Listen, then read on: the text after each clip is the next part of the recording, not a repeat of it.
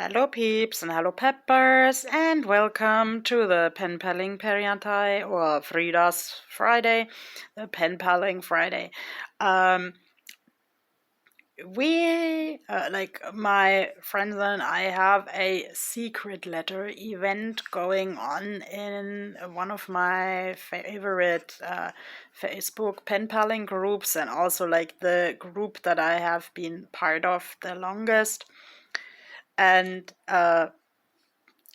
it's not that I like need any more pen pals as such, but such events are always the best chance like to get to know the group on a new level.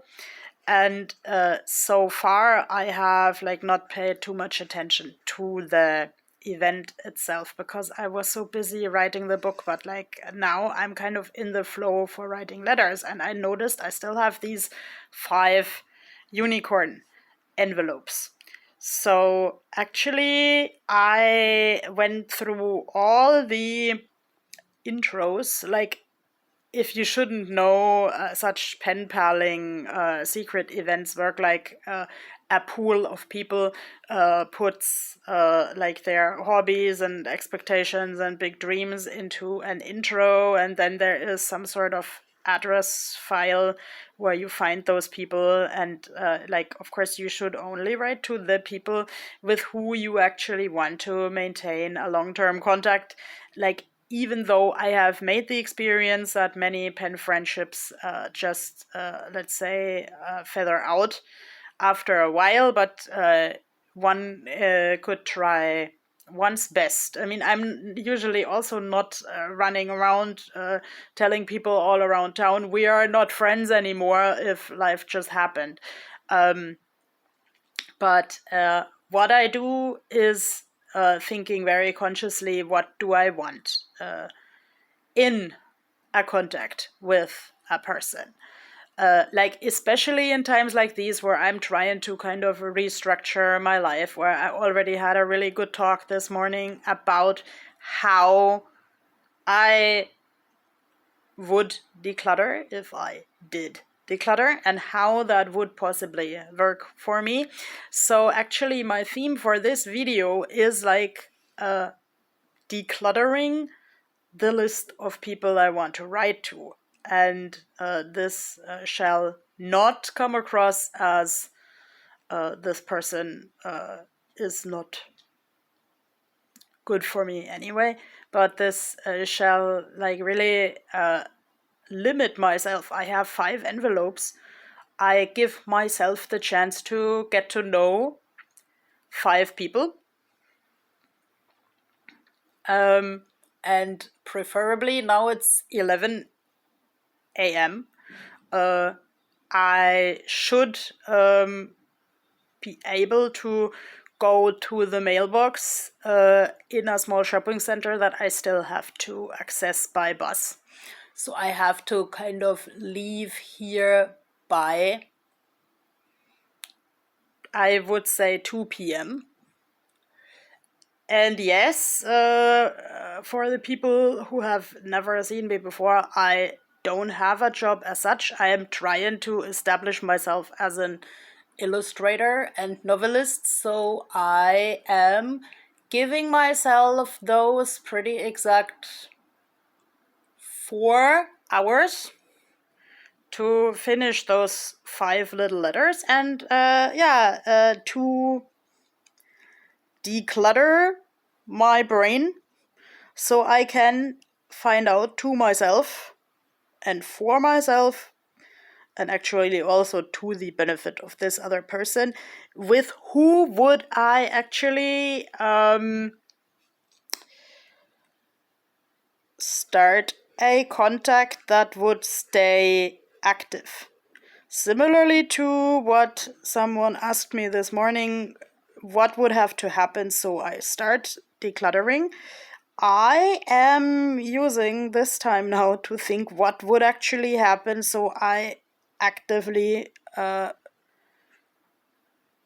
take care of a contact. Like, as in this German Kontakte pflegen. Pflegen is like a a very universal word, like for taking care of, or also like providing personal care. So I'm probably not helping any people in this world with their hygiene because I can't lift them. But I also have to become aware that I often load conversations upon myself that I can't handle in the end. And this is like typical of my autism and ADHD, and like especially being socialized female, like in the 80s and early 90s, I was basically taught I had to do all the emotional work for people, which is not necessarily true anymore in today's context, but I have sincere difficulties recognizing and establishing boundaries for myself, or recognizing and establishing which type of conversation are good for me. So actually now I had 7 people on my list. I need to reduce them to 5, and the other 2 will surely find good contacts that work better for them than I do. But I really, like, I wrote down like sort of 3 points per person. I won't show you the list because this is a little personal, and these are people's real given names, because let's say in the times of social media, the time of people being called Mickey Mouse on a forum are, I think, a little bit over. So I am also trying to draw this in order to practice better, to listen to myself, to see like some themes in my life from the flow drawing.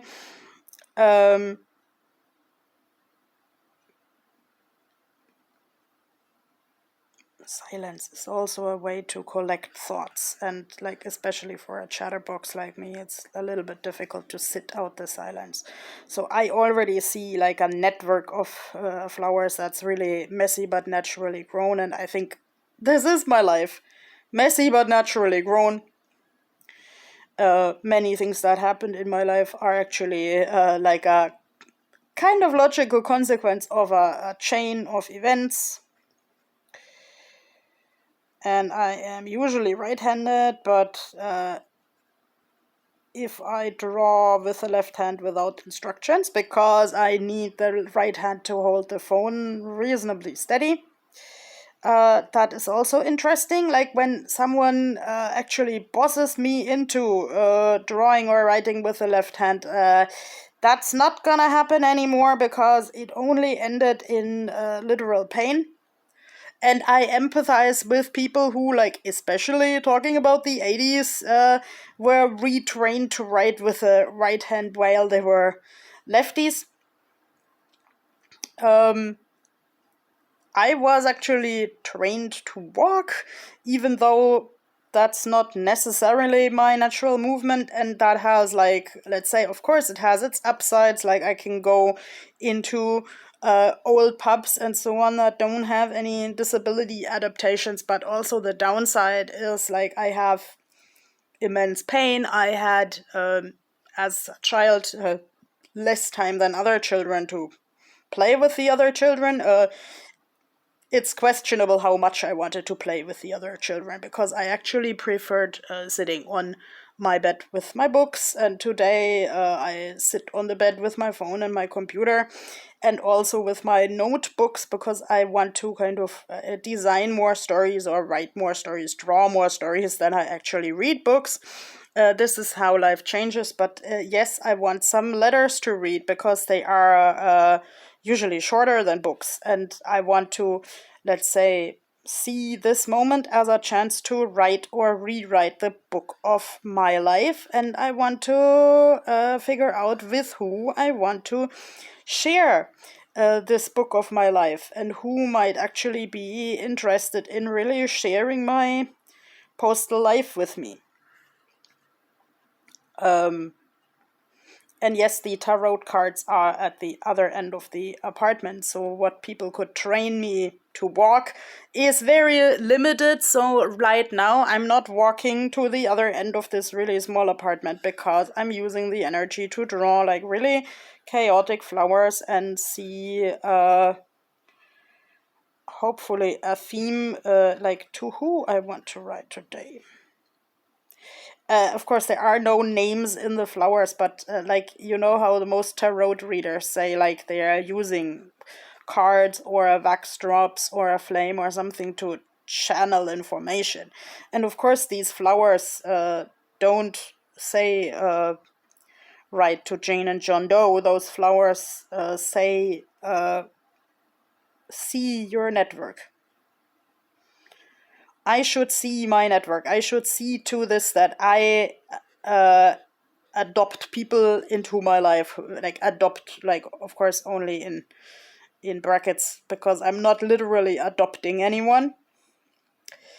Um, but I'm let's say often too quick to integrate people in my life who actually don't want that. 11 on the timer, like 11 is my angel number for the tarot readings, and 1117, yeah, where was this story with the secret admirer that communicates with me through sevens?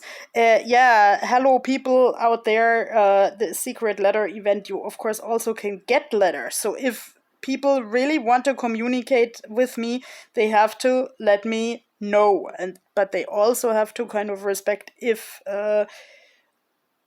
there is a bigger context where I just don't want to communicate with them.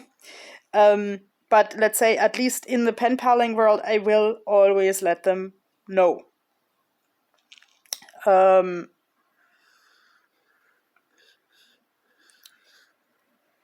So yeah, here is, for example, like a half open flower, so I could like mind the idea what contacts or what types of contacts are being born in my life right now, because like obviously it was such a nice experience on the weekend that the people actually told me I had a good instinct for these tarot cards, and I had the feeling that I gave something to the people on their way and they gave something to me, and this is like really important to get the encouragement that I am actually able to do something that is in demand, like just by listening to my intuition. Like when I listen to tarot readings these days, and okay, this flower is more open when I say intuition, and it's of course less round than a normal flower, and I really want round flowers, but maybe life is not round. So yes, I hear that word intuition a lot lately. There was also, like,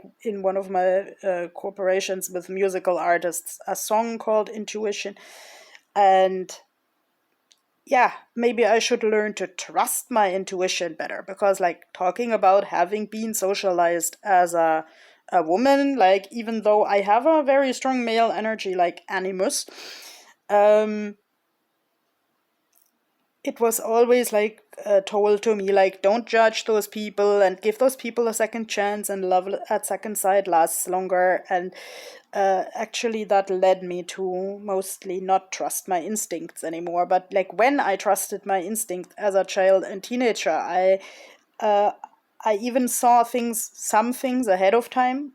Of course, never the lottery numbers, that's a trope, but I saw that some things in an interaction were going to happen, or something was falling off the shelf or something, but I didn't dare tell people because I thought that they would think whatever. So yes, let's make this a day about trusting my instinct and listening to my inner network of roots and friends that is already there. Have a lovely day, and you trust your instinct and your inner unicorn as well. Bye bye.